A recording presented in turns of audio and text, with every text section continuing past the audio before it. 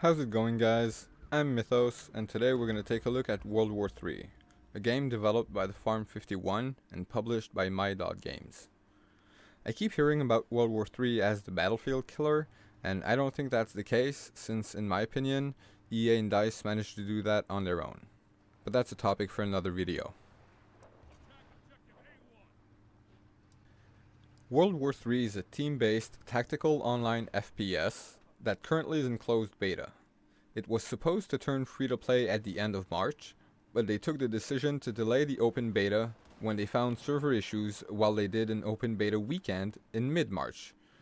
They also mentioned that they were going to take advantage of this extra time to polish the game a bit more before going free-to-play. Unfortunately, they did not give us any date onto when that's going to happen.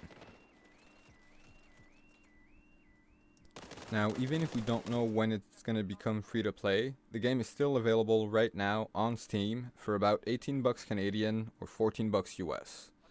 Note, however, that you are going to be required to install the My Games launcher and create an account on their website. I'm going to leave the link in the description down below. But before you decide to spend your hard-earned money on it, especially since it is due to go free to play relatively soon, let's see what's inside. First off, there's only two game modes for the moment, which are Team Deathmatch and Tactical Ops. Tactical Ops is your standard conquest mode, where you have to capture multiple objectives in one area to accumulate points, and it's first team to 5,000 points, or whichever has the most after 30 minutes. As for TDM, well, it's your usual chaos. So these are the only two game modes we have right now. Personally, one mode I would love to see get introduced in the game would be a similar mode to Operation from Battlefield 1, where you need to capture each sector before being able to advance on the map. In my opinion, that would be amazing. But that would be just a personal wish, and I don't know if that's in the works right now. As for maps, for Tactical Ops you have 4 possibilities, which are Berlin, Moscow, Warsaw, and Polarnij. And for TDM, there are only 3, and they are smaller parts of certain maps from Tactical Ops. So it's a smaller part of Berlin, Moscow, and Warsaw. But even if there's only 4 maps, they're big and designed well enough, in my opinion, that with all the ways you can travel to each objective and all the different loadouts you can customize, you can always find a way to take the upper hand on your opponents. The maps also look and feel lived in and war-torn, unlike another recent FPS. Sorry about that. That still left a bitter taste in my mouth. Anyway, let's see what they have to offer about weapon and vehicles customization. So, customization is pretty good in World War III. Obviously, you have to unlock new gear and weapons by leveling up your character, and you also have to level up said weapons and gear to unlock different attachments for them. There is over 25 different weapons to choose from. You have your assault rifles, shotguns, SMGs, sniper rifles, DMRs, LMGs, pistol, and rocket launchers. And they all have different attachments like sights, barrels, lasers, and whatnot to unlock as you level them up and change how the gun feels during the game. You can also customize your weapon's aesthetics with different skins and parts like pistol grips and guardrails that only change how the gun looks. They also added a backpack on each loadout, where your character's level unlocks certain attachments like sights, grips, and suppressors that allows you to modify your gun mid-match, which can really help you change the outcome of an encounter.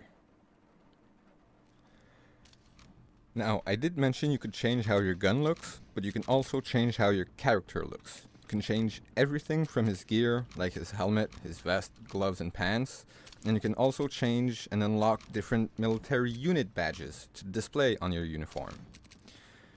But you can also change your face, your voice, and if you really feel like it, and you've managed to unlock them, you can even add some face and body paint to your character, which I think is quite neat. Now that we saw the weapons and character customization, let's look at the vehicles and strike system. There's over a dozen different vehicles and drones that are in the strike system, and in order to call those in, you need to acquire enough score points in a game by capturing objectives, killing enemies, and stuff like healing or resupplying your teammates. You can then call in airstrikes, UAVs and jammers, but also aerial and land drones, as well as multiple types of tanks, that you can customize the weaponry and armor once you've unlocked them. I personally haven't played a whole lot with them yet, so I still have the stock ones, but they're still OP in my opinion, and still need a bit of balancing. So that's pretty much what's in the game right now. I personally think the game is in a good place and a good state, but I still want to finish the video in a pros and cons list. So I put up 5 pros and 5 cons, and let's just go through them real quick. So in the pros column, I put the solid gunplay and mechanics, the customization of both gun, character, and vehicles, the gun audio and look, especially since they made a February update for the audio. The fact that they do reward team play and objective play with your kill streak and the score points, so it really encourages you to play the objectives and play as a team. And another personal favorite, shorter time to kill than Battlefield, but that's just a personal opinion. So that's my 5 pros for World War III. Now for the 5 cons. There's the server issues that currently is there, because they are some, and you will sometimes get disconnected either from a game or right after a game. But they are working on it. That is why they delayed the free-to-play aspects. Second con would be few maps and modes, especially since you're considering that the game released or first released in 2018. There's only 4 maps and 2 modes. Now they are working on it, but personally I'd like to see more. I might be nitpicking, but that's just me. Third con point would be the grenade audio.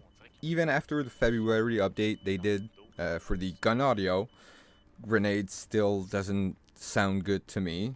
They're trash and breaks the immersion in the game. Another cons list would be no revive mechanics.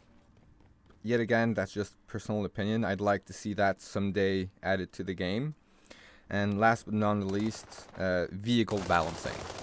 Because as soon as you see a tank, you're pretty much dead. So yeah, this sums up what I had to say about World War III for now. Let me know if you play the game, what you think about it, and if you want to buy in, remember you still can.